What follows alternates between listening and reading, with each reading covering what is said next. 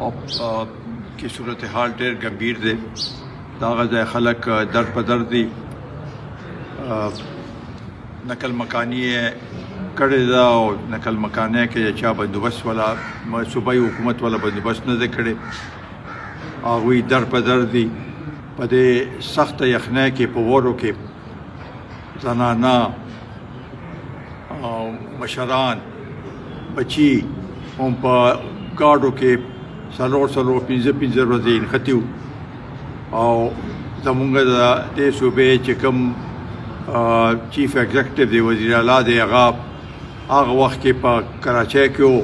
هغه خپل هلته سټریټ موومنټ شروع کړی و. بیا واپس راغی نو دې نه یو سیاسي هغه جوړه کړه.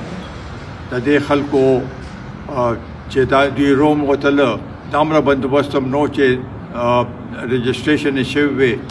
کیمپونو کې څه خوراک ورسره وی څه تنبان بندوبست شوی و.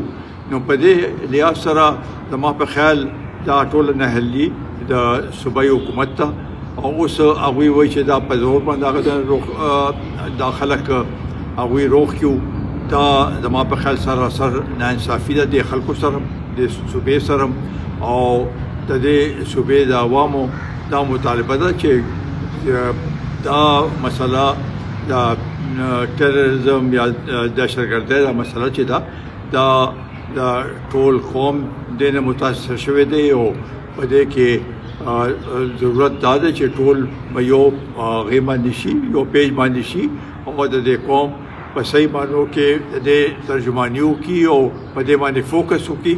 او دا مسله د دې پېشکد کې دا وشي چې د دې دا علاقه د دې دهشتګردو نه هغه شي انخلا وشي.